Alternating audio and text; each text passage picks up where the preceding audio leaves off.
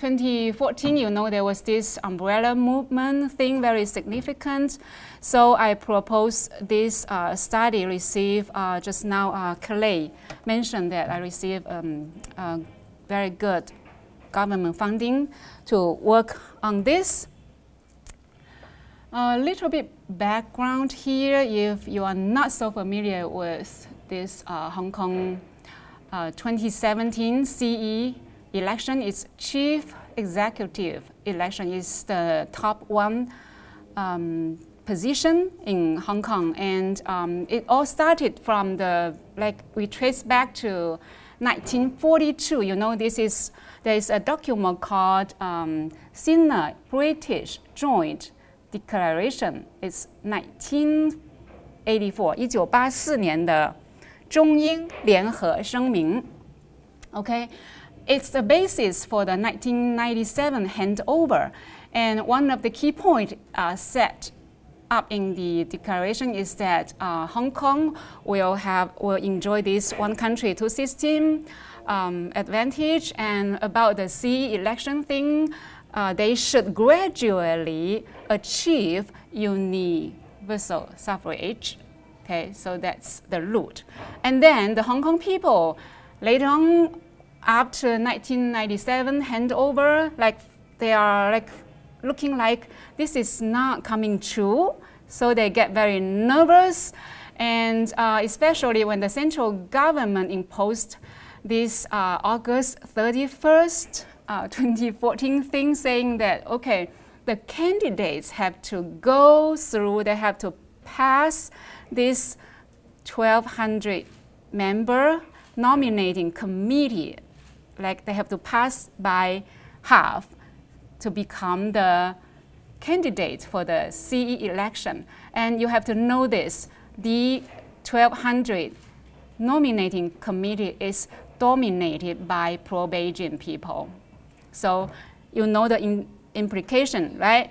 So the Hong Kong people, they got really angry because it's like they were cheated on this universal suffrage thing, and they think this is fake universal suffrage that caused that led to the Occupy Central. For some reason, some people compare the umbrella movement of 2014 to this Summer of Love 1967 thing that's half century ago.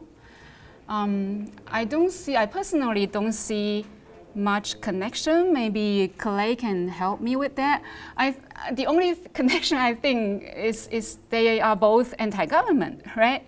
The Hong Kong umbrella movement is drug-free, it's marijuana-free, it's all about election, yeah. But some people just compare these two. Let's take a look at a very short video by AP.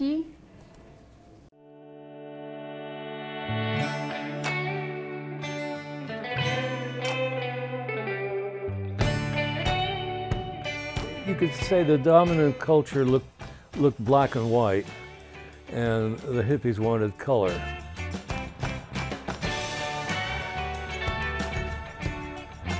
Tune in, turn on, and drop out. It was a breaking through in the consciousness of the young people who thought, wow, we don't have to live the way our parents have been living. Wow, there's got to be a different way. And so in experimenting to find that way, people started living together. This whole sexuality thing began to be more open. There was a whole music scene with bands and rock and roll coming in, and of course LSD and marijuana. It all became a part and parcel of a way of life that was very, very different. We came to a place where we didn't really trust a lot of what the culture was telling us, and because we found ways both through meditation and spirituality and through smoking a little grass and having a little acid, we discovered that there was a very different way to live and to hold one another that created a world that we really wanted to live in. This is an opportunity for the younger generation to find out, oh, this is where it came from. Oh, look, these are these young people like us who had said things have got to change, things have to be better. We don't have to live in these old, tired ways. It was positively Hate Street at the time. 50 years ago, we had all this unrest with our government.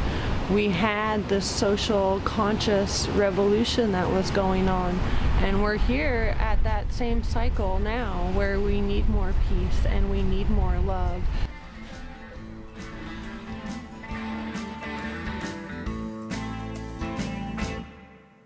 Okay, now we take a look at a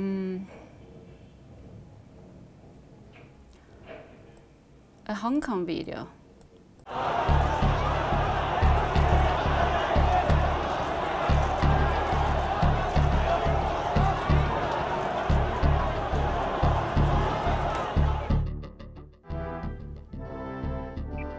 A century and a half of imperial rule ended.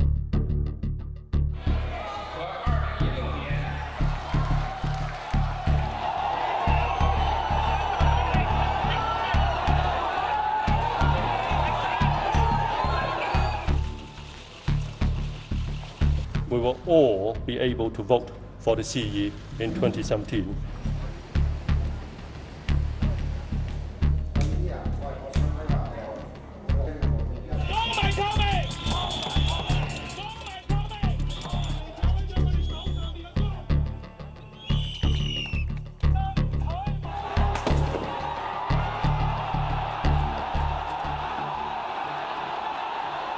It has a nickname as umbrella movement because of this tear gas thing. They try to use umbrella to resist the tear gas and the, what do you call that, pepper spray? Yeah.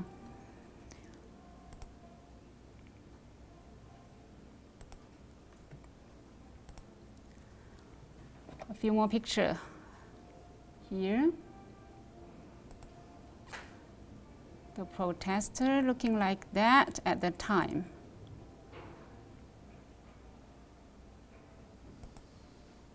And here's the police.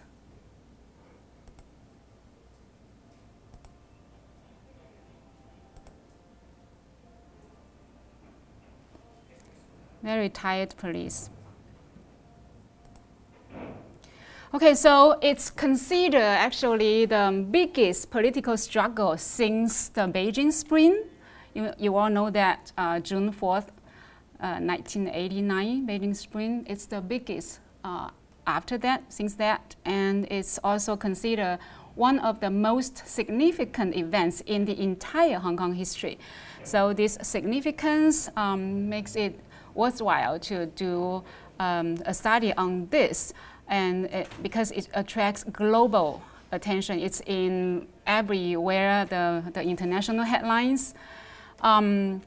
So we proposed this study to examine how Occupy Central was presented in the news coverage by media in Taiwan, mainland China, Hong Kong, because this is the Greater China area, and also UK and US. These are the two countries that are allegedly providing financial aid to the movement. So these 5 media market. And we want to look specifically into the news perspective, the favorability towards the protesters or towards the government, and also the sourcing pattern and attribution of responsibility. A little bit rationale for the study. I don't think I need to elaborate too much because we are all maybe from journalism and communication background. We are familiar with this framing analysis literature. Anyway, the key idea about framing is a common practice in news production. Okay, it's a pivotal organizing idea for news, And it includes selection bias versus description bias. Selection bias, for example, what to be included, what to be excluded. So that's selection bias. Description bias means that how do you describe this? What do you emphasize? What kind of picture you want to paint for that? What color you want to paint for that face? That sort of thing.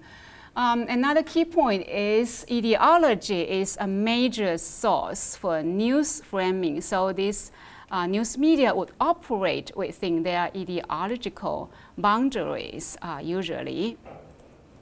And from there, we know that if they are covering especially anti-government protests, then they usually paint very different stories. Okay?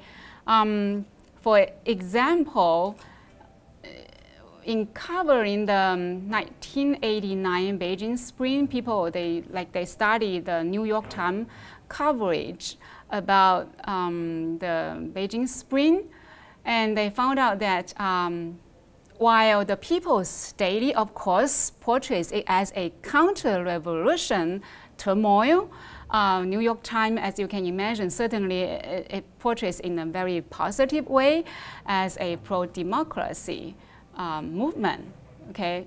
But the same New York Times, when it covers two similar things, it will also vary. So they compare New York Times coverage on the Beijing Spring with the New York Times coverage on the 1980s Korean student movements. Actually, the time is the same and the nature are largely similar. These are similar events, but the same New York Times would paint different pictures on this. So they will emphasize this authoritarian regime thing, the cause of the Beijing Spring, but they would only talk about the demonstration themselves for the Korean student movements. So the same New York Times, when they report on similar events, it would also paint different pictures.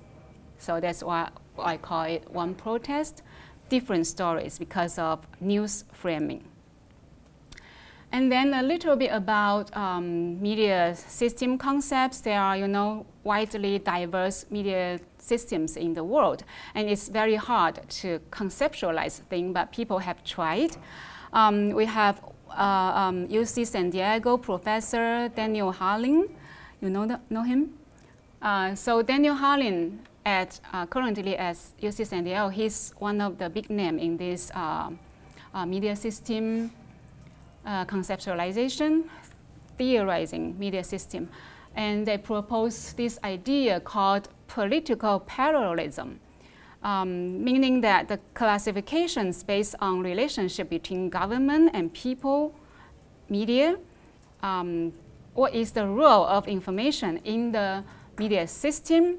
That means, in other words, is the degree and nature of the links between media and political parties, and the degree and nature of a state intervention, how much they intervene into the media system. Okay, so we have very widely diverse media system in the world. The States, UK, these are the representative of the Western media, varying free flow of information. Press freedom is highly valued, whereas in China, in North Korea, it's just opposite. The media would serve the government, they are the party's mouthpiece, that sort of thing. So zoom to the Greater China area. It's just coincidentally these three regions. They represent respectively a not free media, a partly free media, and a free media. And you probably already link these three to China, Taiwan, and Hong Kong, right? Which one is free? Which one is free? Come on. Yeah, thank you. It is actually the freest in Asia. Are you surprised? Not at all. Okay, it is the freest in this year's ranking. Okay, usually rank top 5 in Asia. Okay, usually top 5 in Asia. Japan used to be like number 1 for quite many years, but this year Taiwan ranked number 1 by Freedom House. It's the freest in the Greater China. And Hong Kong is very heavily influenced by the British tradition, so it has a very high degree of professionalism, and press freedom is highly valued. Free flow of information is highly valued, but unfortunately, as you can imagine, after 1997 handover, the situation is changing. A lot of anxiety about Hong Kong's press freedom, freedom for information, and yes, according to Freedom House research, according to Reporters Without Borders research, Hong Kong's press freedom level has been declining since the handover. Okay, it was in the free category at the time of handover, and now it's in the partly free category, unfortunately. And there is a lot of self-censorship by the media practitioners, which is very unfortunate. And China, notorious, right? I don't need to speak much, but I want to take note on this. You know, China consistently ranked the top 10 not free media in the world, proudly. But this year, 2017, guess what? Anybody was following the Press Freedom Index? Used to be on the top 10 list, but this year, they are only second to which country? North Korea? Yeah, thank you. Yeah, of course, North Korea. And now look at that. China is only second to North Korea in terms of press freedom. Can you believe that? So how free can Hong Kong be? You can imagine. So a chart here for you to take a look. In the Occupy Central year 2014, Taiwan ranked 47, very free. That year, it's the second freest in Asia, second to Japan. And Hong Kong, 74. At the time, it's in the partly free category. And China, 183rd, top 10, not free. And this is 2017. Look at China. Look at Hong Kong. Both of them drop while Taiwan move up, becoming the freest in Asia. So this is the background for my research question and hypothesis. The research question is, how was Occupy Central movement reported in the news coverage in these 5 places, in these 5 media markets respectively, and what is the difference, if any, among them? And we specifically look into the judgmental headlines, the conflict frame, the causality, the solution, and the sourcing pattern. The general hypothesis is that news media in mainland China, Hong Kong, and Taiwan exerted different frames on the coverage of Occupy Central that corresponded to with their respective prevailing ideologies. Specifically, we look into, we hypothesize mainland China's coverage is more likely than that of the other region states to adopt a general news perspective in favor of the government stance, is more likely to portray the government action as reconciliation instead of suppression. It's more likely to describe the protester behavior as violent. Is less likely to mention human examples or exemplars. More likely to mention economic consequences, and less likely to mention Beijing Spring of 1989. So those are the specific hypothesis. This is our sample paper for Hong Kong. We use Minpao Daily because those of you who know more about the Hong Kong media, you know it's very, very partisan, it's very polarized. 1/3 of them is pro-Beijing, 1/3 of them is pro-democracy, very, very anti-Beijing. And in the middle is this liberal category. So we selected Minpao, which is considered in the liberal category. For Taiwan, we use United Daily News, mainland China, of course, People's Daily, what else? And then for UK, we use Financial Times, New York Times, of course, for the US. If you wonder how come we use Financial Times for UK, not the other papers, it's because Financial Times pays a lot more attention to Hong Kong because Hong Kong is a financial hub. Okay, so if you search other papers like Guardian or Independent, you don't get as big a sample. Okay, so Financial Times would serve this research purpose better. Okay, some people ask me how come you select Financial Times and not other papers. And the time frame for the sample is September 28, which is the starting date of the Occupy. And December 16 is the next day of the day that the Hong Kong government finished their clearance operation. So the last day of the clearance is December 15, and we need to allow 1 day for the media to respond. So this is the time frame for the coverage sample. We use Wise News database for the Chinese news and Factiva database for the English news, meaning for the New York Times and the Financial Times. So the content analysis final sample is 193 news stories. We could have had a bigger sample, but as you know, Minpao Daily, which is caught in the physical location of the movement, it's the only insider. Yeah. So the search will return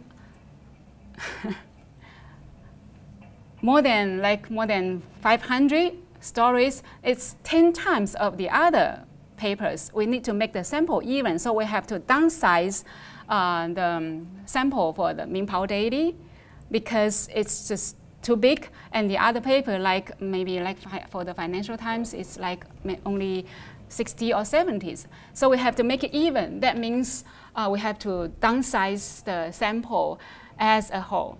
We could have a bigger one, but because of this uneven distribution, we have to smaller downsize the sample. So the final sample is nearly 200 news stories.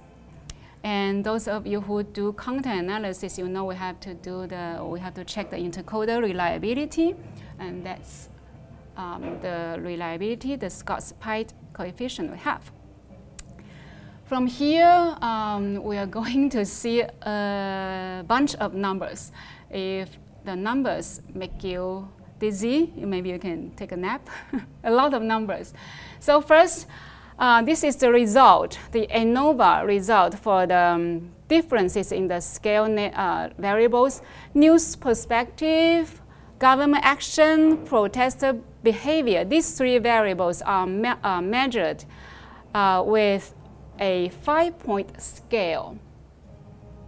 The note is here. If you read a note, you know how it's measured. So news perspective from 1, clearly anti-protester, to 5, clearly anti-government. For government action, from 1, peaceful conciliation, to 5, violent suppression. Protester behavior, 1 very negative to 5, very positive. So if you look back at the table, you'll see all these 3 variables achieve significance, like statistical significance. Look at the mean for the 5 regions for news perspective. You'll see the People's Daily certainly stands out.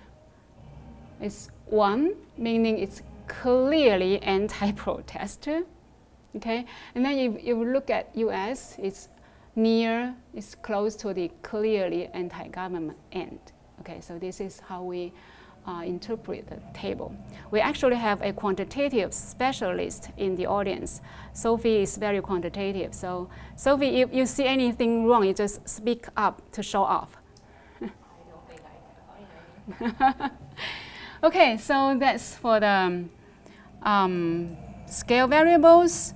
And for ANOVA analysis, you know, when we detect the significance, we know that there is significance existing among them, but we don't know exactly which two pair. So we use post hoc to detect this. This is the post hoc table.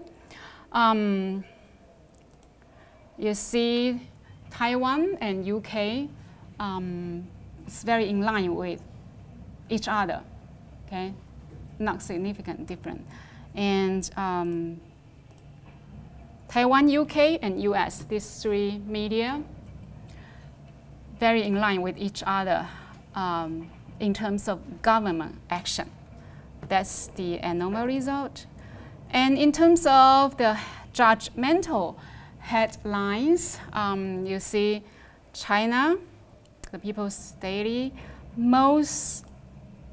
the majority, I shouldn't say majority, but nearly half of them having very significant judgmental headlines. Those of you who ever read People's Daily or Global Times, you know their tone, right? It's just like always, long live Chairman Mao. It's always like that. Yeah, so nearly half of this People's Daily headline, very, very judgmental. In terms of whether the story refers to two or more sides of the problem or issue, take a look. The People's Daily didn't really bother to include much of the other sides. You see all of them are either not even mentioning the other side or very clearly one-sided. Clear one-sided meaning that yes, they mention both sides, but it's clearly one-sided. Okay? And the interesting finding here in this page, you'll see the New York Times is not very objective. So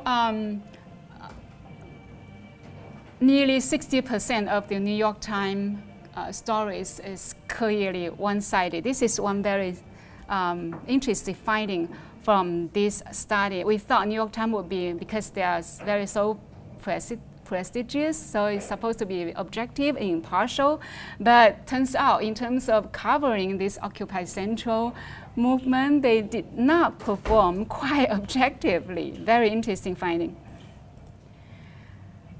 Take a look at this. So China and US, meaning the People's Daily and the New York Times, didn't bother to have a balanced story. Whereas Hong Kong, Taiwan, UK looks like they are more mild. All right, the story provides human example.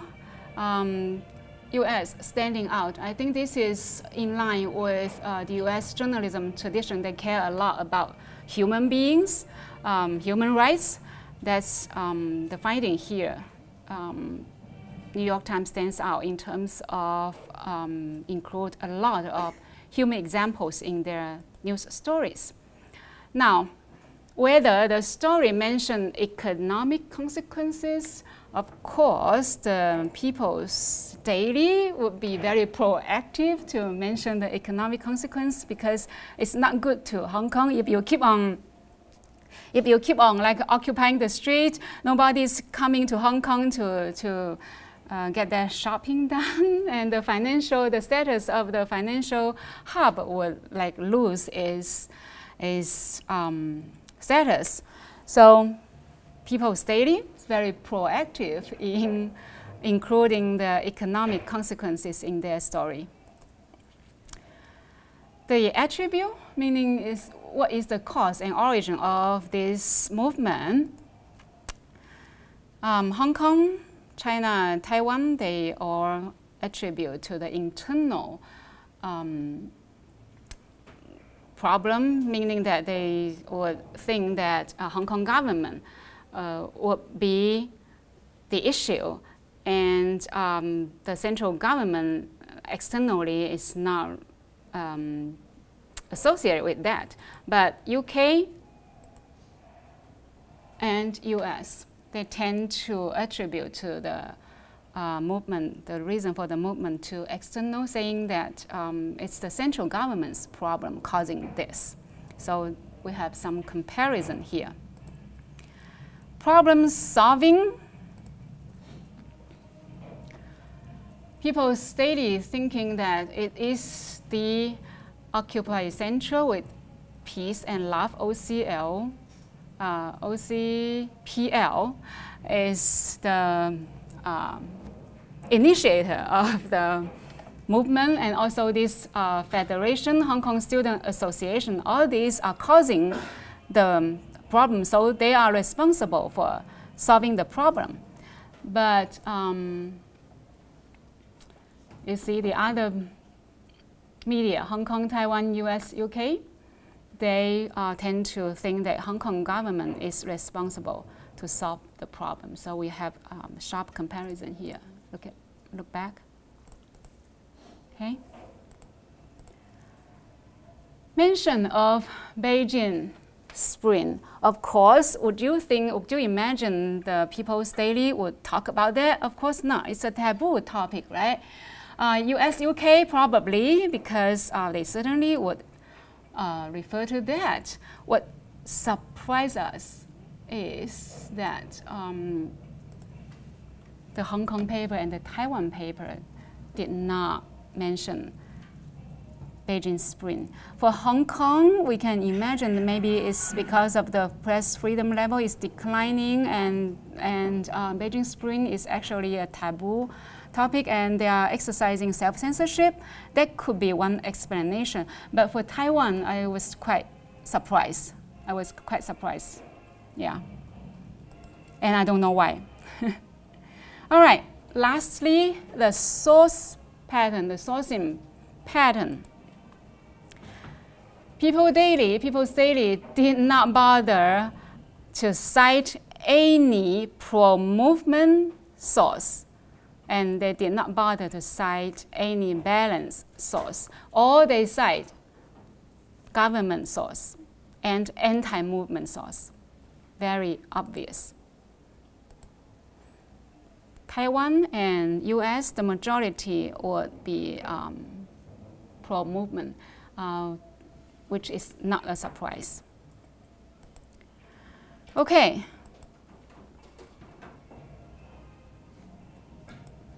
So enough number crunching, too many numbers. The takeaways from the study, number one, we did detect the differences in terms of framing in the news. There are differences in terms of news perspective, favorability towards the protester or the government, also the sourcing pattern and attribution of responsibility. We detect those differences.